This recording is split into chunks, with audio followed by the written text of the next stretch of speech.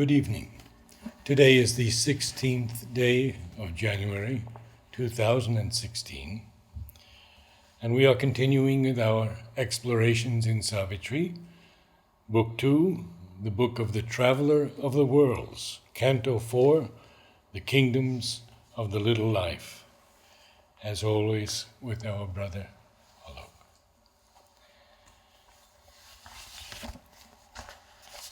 This question was written to Sri Aurobindo, and it's very interesting. May I dare to hope that tomorrow you really will send me an installment of Savitri.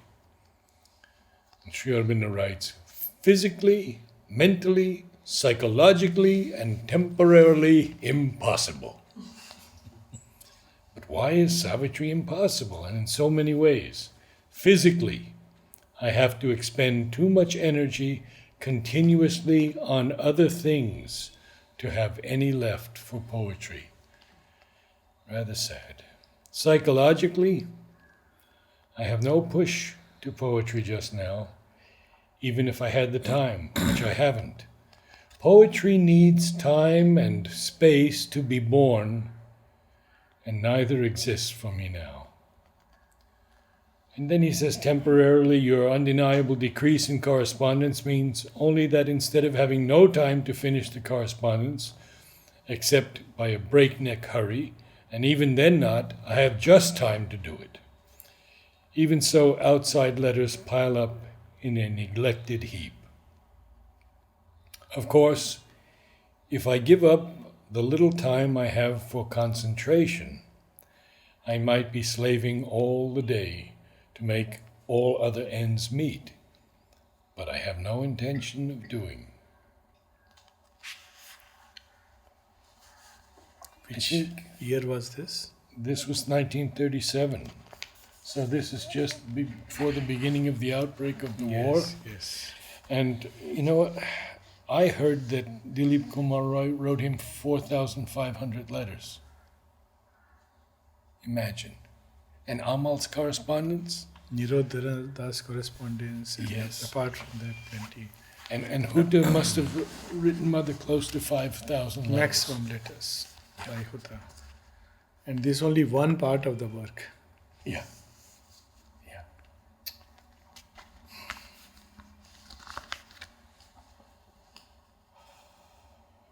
Sri Aurobindo writes, Nirodha writes, how Sri Aurobindo's time got so much engaged, and how he would, his breakfast time would get pushed from 9 o'clock till 11, then 1 o'clock, and once at 3 o'clock.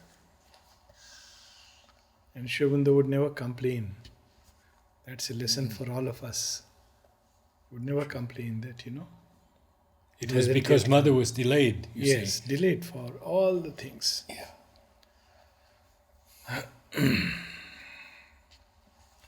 So we are reading about a previous phase of evolution, and it's very interesting and important because it also gives us a clue about this phase of evolution, because the basic process is similar. And the process is, first, as we have read, there is something from within which begins to stir, like a chick inside the egg. Then there is a pressure from outside. Because of its stir or a call or a need, call it whatever, something comes from above which corresponds to that inner awakening. And when the two meet, actually in terms of matter, a new creation is born. New creation here was living beings. It was as new to earth as today, that tomorrow the supramental creation will be. But when it is born, there are 2-3 phases. First is when that new force is overpowered by matter, becomes subordinate to matter, almost like its slave. The next is when it begins to become more and more awake and assert itself. And the third is when that force begins to use matter as its instrument. So these are the 3 stages, and exactly the same process will happen with the supramental light. So it has come, at first it looked like it has become subordinated to the mind. Yes. And the mind will use it for all kinds of things.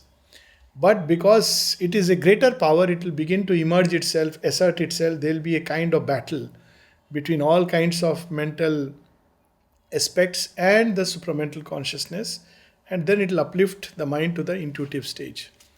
And this is described even in the Vedas when they speak about Agni on one side as the firstborn, is the origin, the source from which everything emerges. But Agni is also described as the child which is newborn, which must be fostered. So, in terms of the entire cosmos, Agni is the originator of all creation, Jata Vedas. He knows all the births. But it has entered into the subconscient, and much later, the material being in humanity begins to become aware of this flame. So then he says he's the newborn child, the offspring of our desires, someone whom we must cherish. So this is how the whole process takes place. Sri Aurobindo gives a lot of clues in Book 11.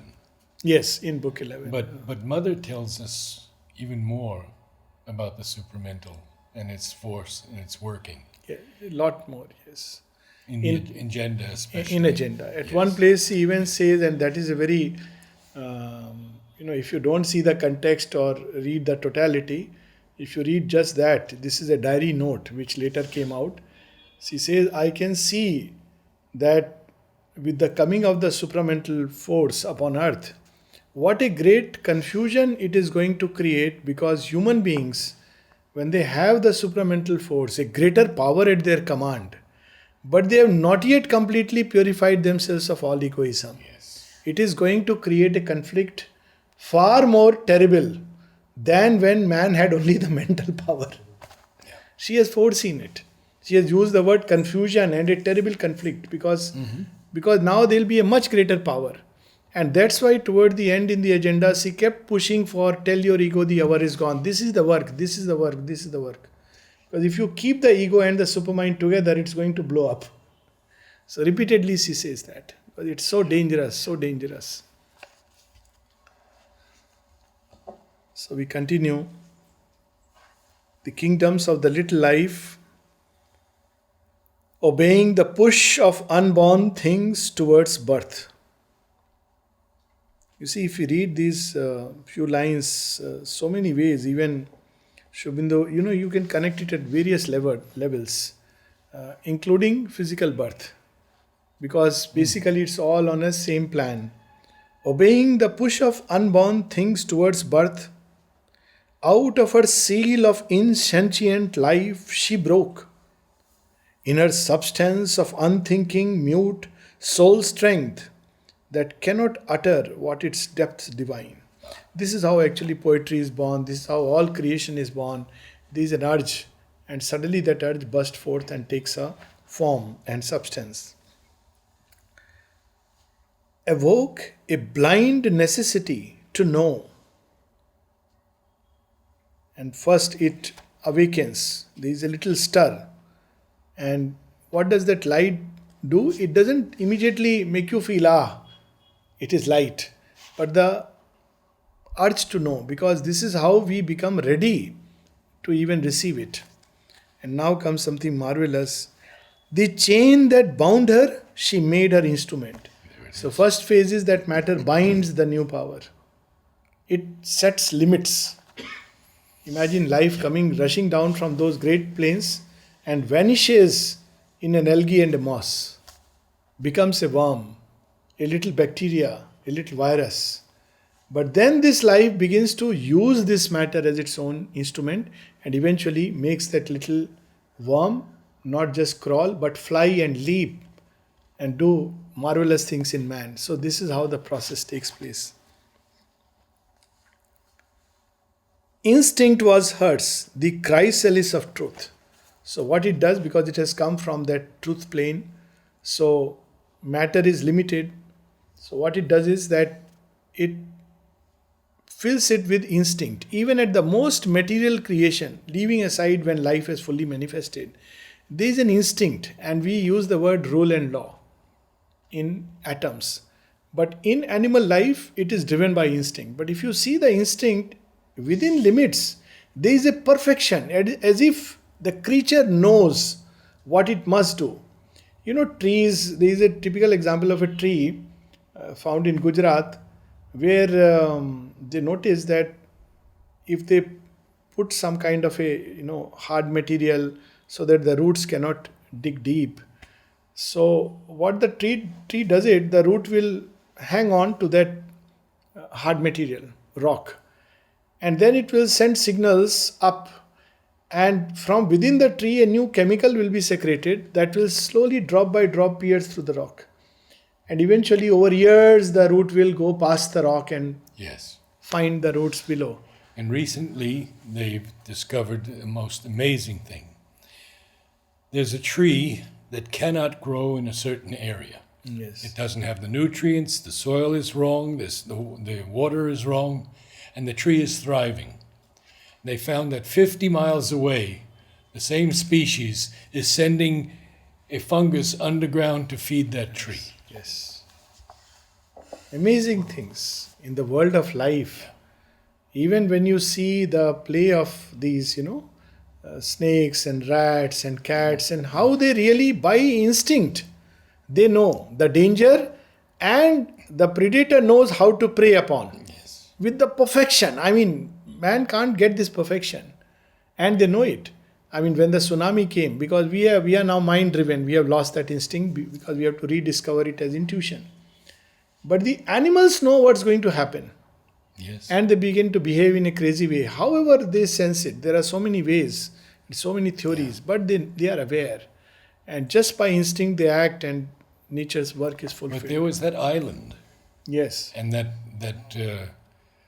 saint or whatever he was, a realized soul, he warned all the people, and he said, go to the top of the mountain. And not one person was injured in that tsunami, and the place was Yes. just covered. If you can arrive at intuition, then it's Yeah. perfect. Instinct was hurts the chrysalis of truth. So, what is intuition in the higher planes becomes instinct in the planes of life or animal world. And effort and growth and striving nescience, indicting on the body, inflicting on the body desire and hope. So, life comes in, and that's why at one place Sri Aurobindo says, desire was the helper, desire is the bar. So, desire is meant to push the clod. That's why it's, some people who give hurried advices and say, no, you should meditate. There are some lazy, indolent people who will find it a very good advice, and they would just say, okay, very good, and sleep off. And that's why even in monasteries, people are not accepted just like that. No. Because it's not an escape. You have to pass through a phase where you grapple with life, and therefore desire is born. This hunger, we read about it, to push the clod, to break the inertia, to want, to hope, to feel the pressure of circumstances, so that a greater strength can emerge. Then comes a time when desire becomes a bar, but that's at a later stage. Like again, ego was the helper, ego is the bar. So initially, it pushes the body with desire and hope, imposing on inconscience consciousness. This is the early stir of consciousness. And that's where, see, the mistake comes. Sri Aurobindo gives us the full truth. But otherwise, when people observe superficially, even post-Buddhist philosophy, not what Buddha says again, they have made it that the reason for creation is desire. Because they see desire as the first thing that emerges in life. It may be desire for food, it may be desire for just the very basic necessities for life and its propagation. But they have declared that desire is the origin, and question then is that how did divine, who is free from all this, or that perfect consciousness, experience desire? This was one of the big points of conflict between Sri Aurobindo and the mother's husband, because he believed that the world is born from desire, and Sri Aurobindo would say it is born from delight. And desire is simply a very ignorant and blind way of chasing delights that wound us. This is ahna. Yes. Chasing delights that wound us until we are ready for the real thing. So we have to start with a toy. So it's a chocolate given to our childlike state.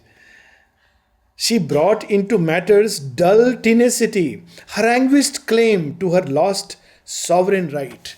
This is what is desire. It instinctively feels that it should be happy. It has a right to be happy by whatever means. So it brings that anguish. Otherwise, matter is dull, insensitive, lazy. It can lie in a mountain for whole age. Her tireless search, her vexed, uneasy heart, her wandering, unsure steps, her cry for change.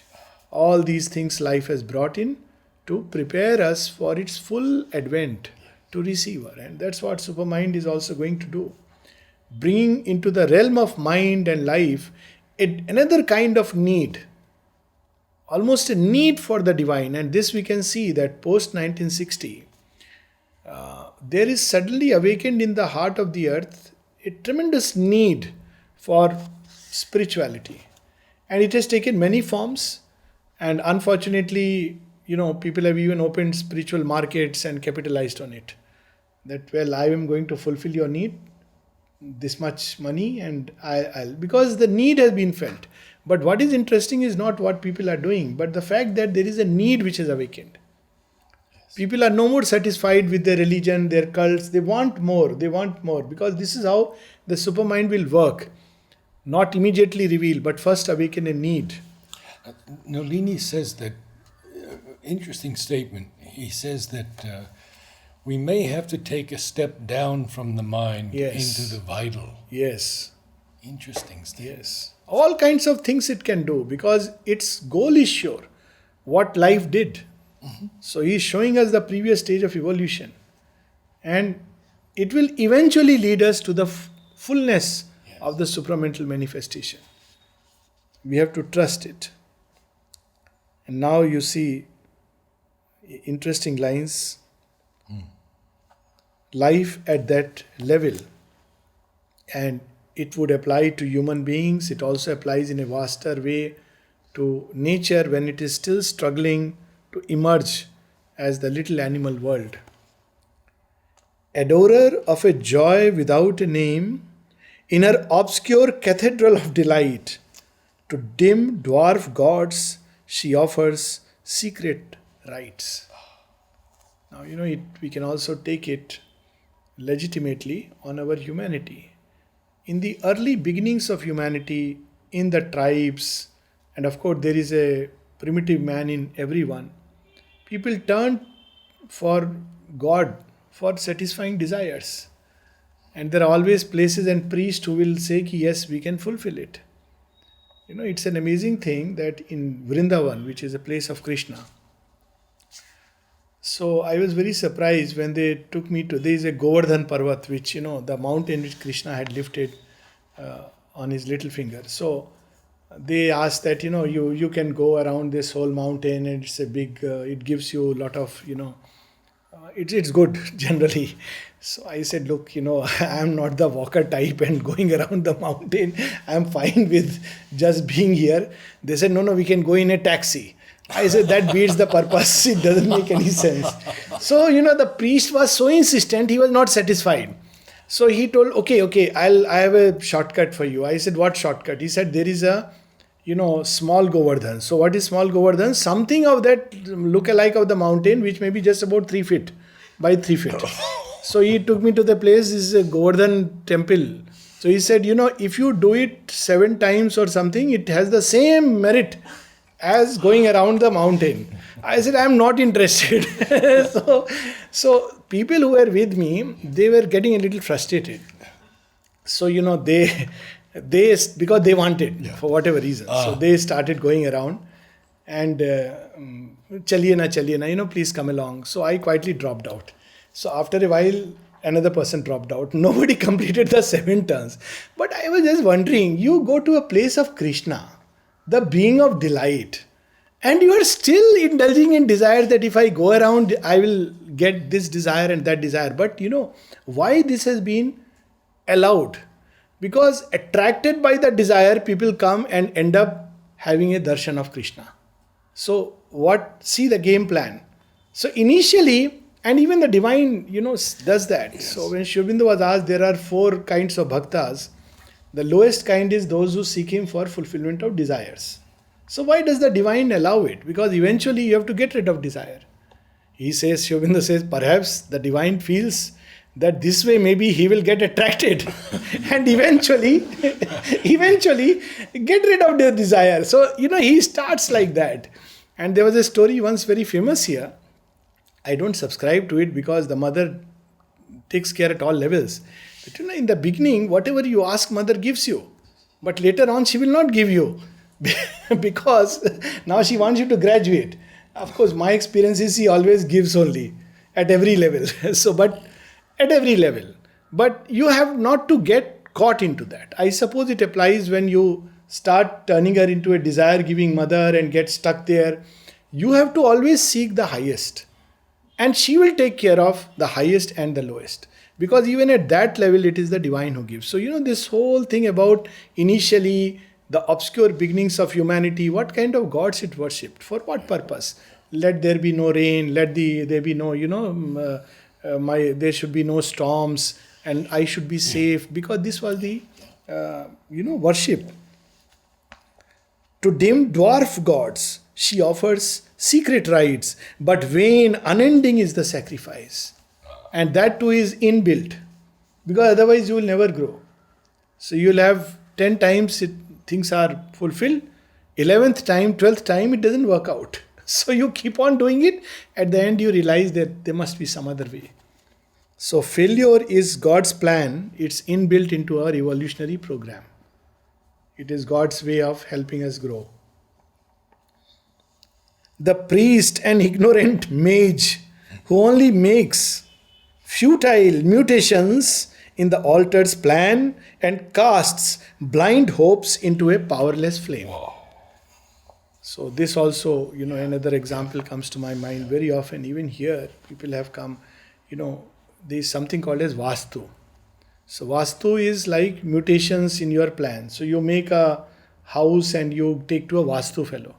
So he'll say, no, this is not the seat of fire, this should be here. So he alters the whole plan. And of course he makes his own big money. So you want to do it with that. Then again there is a problem, you call the Vastu fellow. So Vastu fellow will come and again say, no, you see there is a problem here. So what is the solution? Break this wall. Hey, it's quite a bit of money, by the way, So couple of times people have come and asked me about Vastu. I say, you see, after turning to Mother and Sri Aurobindo, just put Mother's picture in every room. Why do you want to go through such a complicated process of, mutations? Look at the line. Yeah. Futile mutations. Yeah. This change, that change. Okay, let me try this pathy, that pathy. She is the one. Take anything, but take it with faith in Mother. So, But then man doesn't straight away. So futile mutations in the altar's plan and casts blind hopes into a powerless flame. If the elemental gods could give us all we want, then there would be no need of a higher divine. These are elemental entities. They have their play, their role, but they are not, ultimately. A burden of transient gains weighs down her steps. What a line this is. Transient gains weighs down the steps. It becomes a burden. Yeah. I got this on the path. So nice. Now I stop, become a laggard. Carry it like a burden because I don't want to let go. I don't want to leave it. Yeah. Transient gains. That's why much later he would say, heaven's wiser love rejects the mortal's prayer. That also. A burden of transient gains weighs down her steps, and hardly under the load can she advance. But the hours cry to her. She travels on, passing from thought to thought, from want to want. Her greatest progress is a deepened need. Here comes the clue. There it is. So even in the world of mind it happens. Every answer opens the door to a fresh question. It's only temporarily that will make you satisfied. Then again a question will come, typically from the mind. In the intuitive realm it's not so, because there is a certitude of knowledge. But at the mental realm, if you try to do it with the analytical thought, you have an answer. They say, but So this but carries on. So similarly, at the level of life, you get it, then there is a deepened need, and that's how the advance goes on. Her greatest progress is a deepened need. Matter dissatisfies. She turns to mind. She conquers earth, her field, then claims the heavens. Reminds me of a story in India of the Vaman avatar. Vaman avatar is one of the avatars of Vishnu who comes right in the middle of the lineage of 10 avatars. So the story is that God becomes a dwarf and comes to ask King Bali, who is the conqueror of the earth, and says, "Give me 3 steps, that's all I need, of land." Yes. And his guru warns him, this is not ordinary dwarf. Actually, dwarf man is the symbol of the psychic. And he is still the ego-bound Titanic mentality, though a good guy.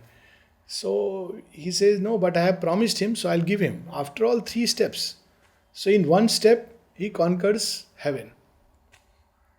Because he has also conquered heaven. So he says, "Give me that." The next step, he conquers earth. He says, "Where do I put my 3rd step?" So King Bali says, "Now the only thing left is my head." So with the 3rd step, he puts him behind. Sri Aurobindo reveals this about the dwarf who towers to heaven. Another place also in Savitri. The divine dwarf. Yes, the divine Yes, dwarf. yes. Towered to heavenly heights. Yes. And he speaks about the symbol of this story. So it's interesting that the sequence is first heaven, the inner being. Then the psychic being turns towards conquering matter. Then eventually the ego has to be pushed down. That's the last victory. So that's how it claims. Matter dissatisfies, she turns to mind. She conquers earth, her field, then claims the heavens. Insensible, breaking the work she has done. The stumbling ages over her labor pass. But still no great transforming light came down, and no revealing rapture touched her fall. Still she waits, cries for that transforming touch. Yes. Only a glimmer sometimes splits mind sky, justifying the ambiguous providence. It is ambiguous because providence is supposed to provide, but providence also snatches away. Sri Aurobindo says that in an aphorism. Providence is not only that which saves me when all the others are drowned in a capsize, the boat capsizes. Providence is also that which snatches away my last straw of hope while all the others survive, escape, and I am drowned. So that also is providence. It has its own way of working. So it is ambiguous. We really don't know which way it works, but everything is, providence. It can push out people from their comfort zone for a greater becoming. Justifying the ambiguous providence that makes of night a path to unknown dawns, or a dark clue to some diviner state. You were just speaking about that Nidas, that from mind below into the vital, because it has not been worked upon. Yes. We have gone into a mental development, but without really working upon the vital. So it's quite likely that individuals and collectively, individually it happens definitely in yoga, that temporarily you can be pushed into a state which you thought you have gone through, and then you have to work upon it. When this becomes clear, suddenly there is a leap and a flight. So there is, in all likelihood, as a collectivity, we may have to go through that state. Even night becomes a passage. So those who judge the supramental action based on superficial appearances and this is happening in the world, that always something is happening which is not good, at least to our eyes. Yes. But we have to understand that the ways of the divine are full of deep compassion and wisdom, and they are instinct with a perfection, and at the end nothing is left untouched with that light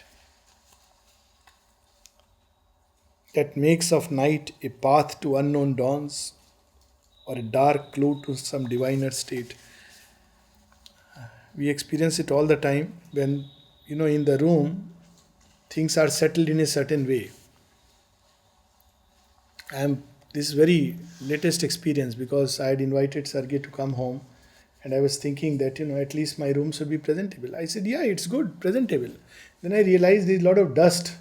Now, if I have to clear the dust, I have to undo everything. So I didn't have the heart or the courage, But that's how all evolution operates. There is an undoing. Temporarily, there is a kind of disorder, but at the end, there is a beautiful order. Yes.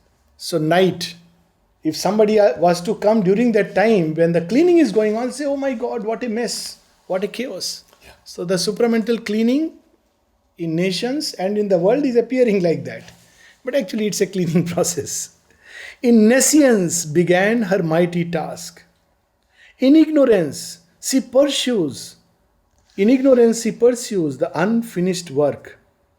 For knowledge gropes, but meets not wisdom's face. So that is how life has entered, and that's how all evolution happens. And now these 4 extraordinary Marvelous lines. Ascending slowly with unconscious steps. Doesn't know where it is going. Driven by instinct.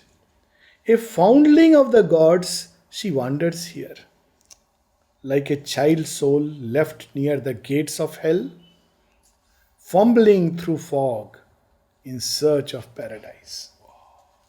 This is the predicament of everyone who strives for evolution.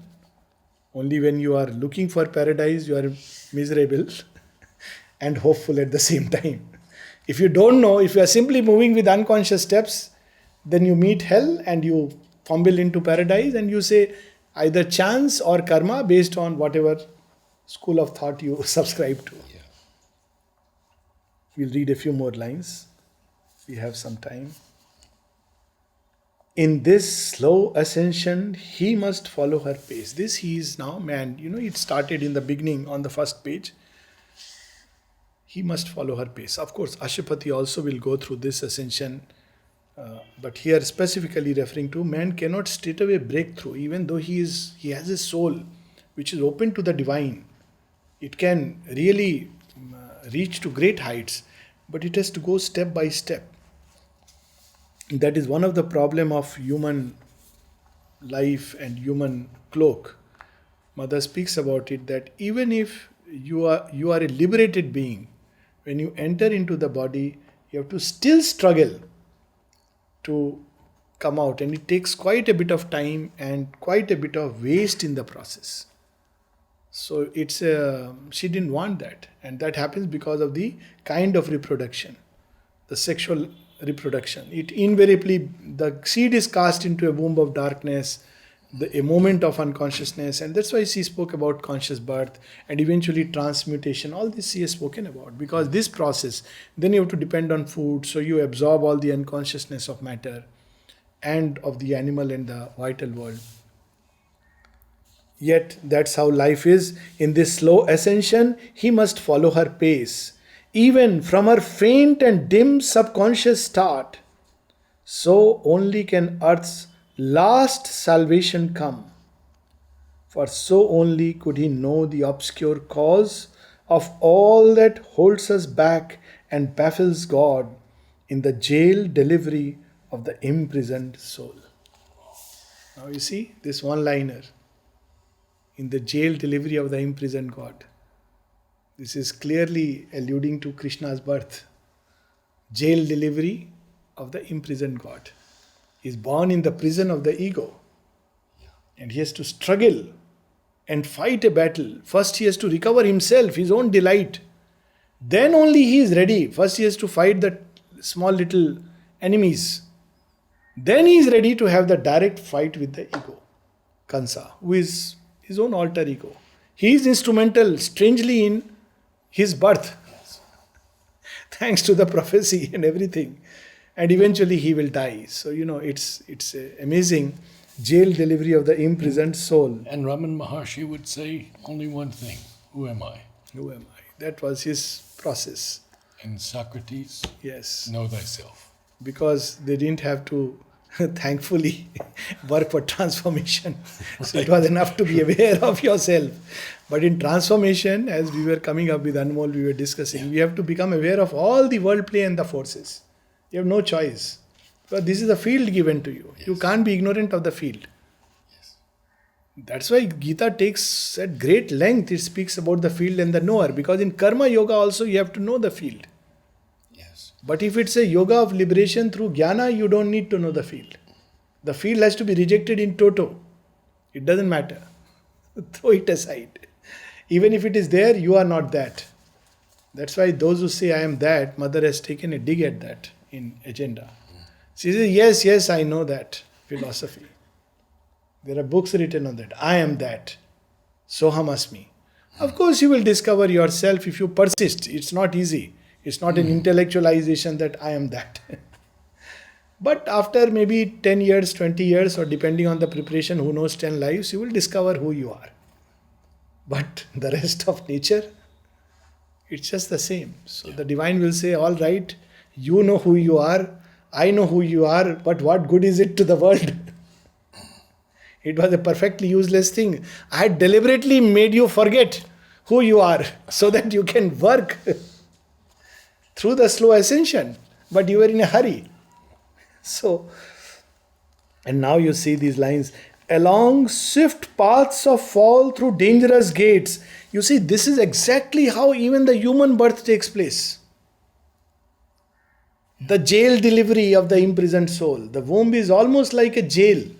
Physically, for a seer who will be born out of this womb, for a hero whose destiny starts in the womb, and then fall through dangerous gates, literally in one line. Those who are involved in know a little bit about obstetrics, though it's a natural process. But you can't imagine for the baby, this is the first moment of crisis. He doesn't know it, of course. He's safe in his comfort zone. But the entire, the mother's world gets revolutionized. And so does the baby world. With this one moment. So dangerous gates. Yes. But these gates have to be passed through if you have to awaken to a new life. The cry of life. Along swift paths of fall through dangerous gates, he chanced into a grey obscurity. Teeming, now this is of course Ashupati, teeming with instincts from the mindless gulfs that pushed to wear a form and win a place. This is what we call in our ignorant medical languages bacteria and viruses. These are the materialization of what Mother has said, obscure will in matter. Mostly they can become very good instruments for ill will, sometimes also of good will. They are nothing but conduits, materialized. They are just primitive life forms. But they immediately pick up. If there is a bad will in the atmosphere, they easily carry it happily. And whoever is near or whoever is open, whoever is receptive, susceptible, the ground is ready, so many things. It goes and enters. Simple thing like fear. Oh my God, dengue, that's enough. So dengue says, here is somebody calling me, like when you call God, God comes.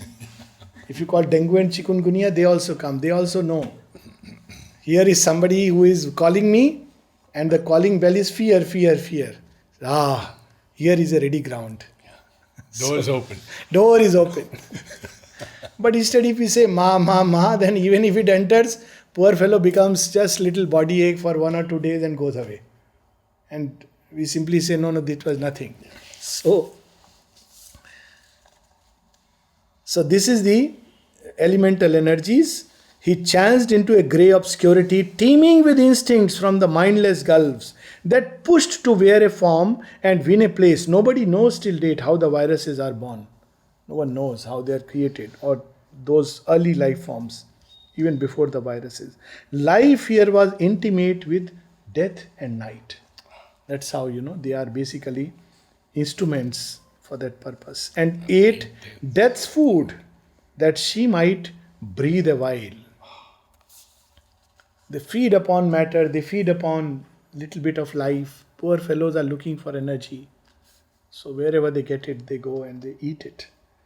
These viruses cannot survive unless they find a living cell as a host. Then only they survive. Otherwise they can't survive. So they keep searching for, where they can eat. But in the process, they fell the whole body and the system. She was their inmate and adopted waif, life, accepting subconscious in dumb darkness reign, is sojourner, she hope not anymore. There, far away from truth and luminous thought, he saw the original seat, the separate birth of the dethroned, deformed, and suffering power. This power is life. But where has it entered into matter? It is deformed, dethroned, and therefore it suffers, but cannot break free and has to accept the conditions, because otherwise matter will not be ready to be pushed to that height. It cannot suddenly wake up to that glory. So it says, all right, like the divine has accepted to be like us, played with us like as if human beings, suffered us. Many people looking at their humanity questioned, are you really divine? And the mother at one place says, yes, I know, if I had 1,000 arms, then you will understand that I am divine. But because I have 2 arms and I cannot do things the way a goddess in her world does, that's why you cannot understand. This is suffering. If you look at it from the divine point of view, intense suffering. But unless he does that and ties himself to our humanity, we won't take a single step. Yes. So life has tied itself to this obscurity, suffers it. Yes. Even dethroned power. Mother, Sri Aurobindo would ask for, is it possible to do this? I mean, he just had to command.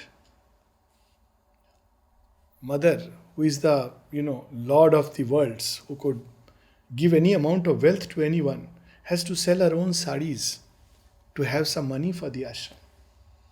Dethroned power.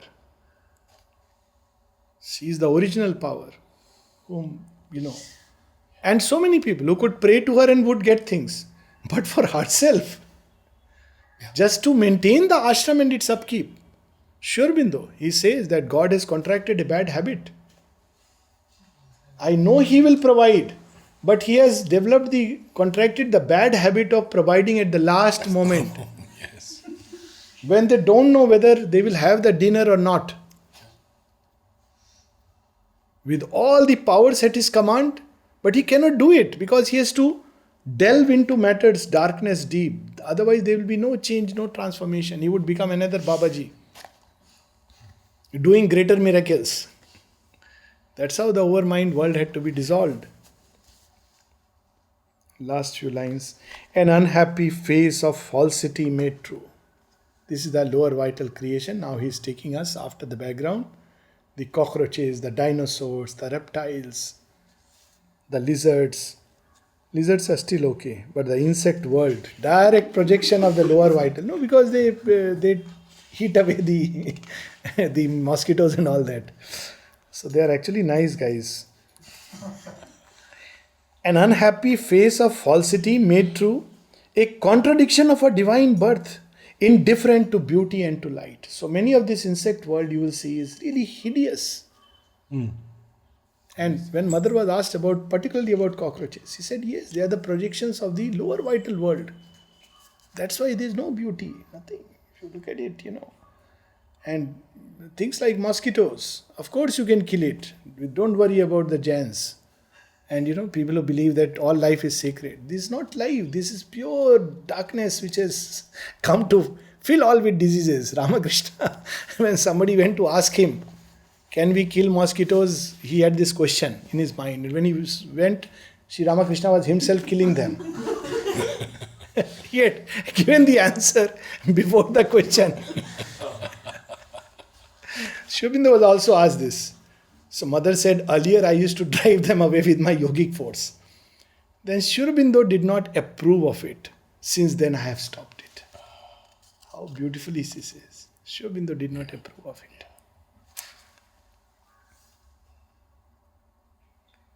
Parading, she flaunted her animal disgrace.